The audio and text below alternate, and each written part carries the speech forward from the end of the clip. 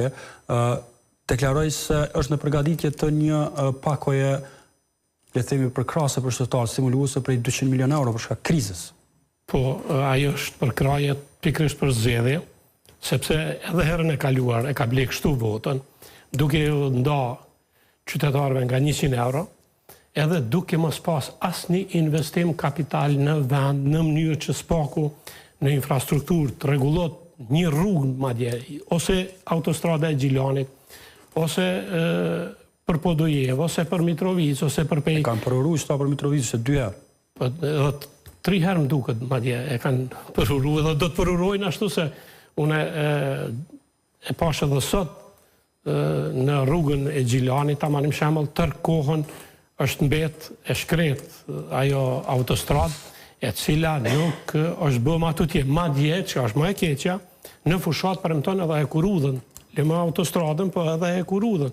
Edhe kjo të regon që mashtrimi veç du të me marë fund për shkak se qytetarët besoj që e shojnë çdo ditë gjendjen dhe dhënja ose shpërndarja e buxhetit në momentet caktuara për ta ble votën, kjo është mënyra më e keqe për ta mbajtur qytetarin e varfër, për të mos e zhvilluar ekonominë, për të mos subvencionu në momentet kritike kur është ekonomia. Ai po qytetarin, pra Aziz Sufi, dhe mentaliteti qytetar po thotë që në të kaluarën çdo parë ju vën biznesmenëve, tani ky po jap qytetar.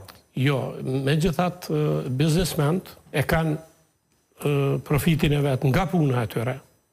Dhe po të kishte për shembull kaq shumë solidaritet me punëtorët, nuk do t'i jepeshin vetëm punëtorëve të administratës rroga 13, po do t'u jepej edhe të atyre të sektorit privat. Dhe këtu kemi një diskriminim që po bëhet nga vetë qeveria, sepse në fundit punëtorë janë edhe ata, edhe këta.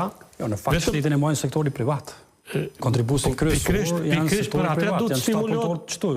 Kamerman ton, punëdhënësit ton, çta janë. Pikërisht këta do të stimulojnë edhe më shumë, po unë s'po them edhe më shumë. Spaku atë barazin e proklamuar duhet ta respektojnë, po nuk po e bëjnë. Do me thënë, vetëm ata që i kanë të varur në institucione, kategoritë sociale të cilat kanë nevojë për ndihmë, dhe kjo ndihmë hipet her pas her, e në të njëjtën kohë ju nxirret 3 fish me tarifat e rrymës, me tatimet tjera, dhe që të regon se me një limosh një rënon mundohet i mashtrojnë, tjetër rënon nxirren me tjera sepse në fund të ditës qytetari e percepton, më mirë t'i ketë disa para në këtë kohë krizës. Qytetari do ta kuptojë se edhe në gjithë botën qytetarët e kanë kuptuar kur ju ka ardhur, si them, ai momenti që e shohin që gjithçka është mashtrim,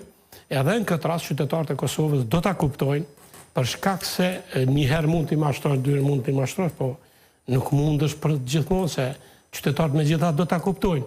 Dhe kjo Kosovë, cila ka pas nevojë të zhvillohet ekonomikisht, të zvoglohet papunësia, përkundrazi mos na ikin të rinjt prej vendit, kjo krizë veç po thellohet edhe po kemi zbrazje të Kosovës.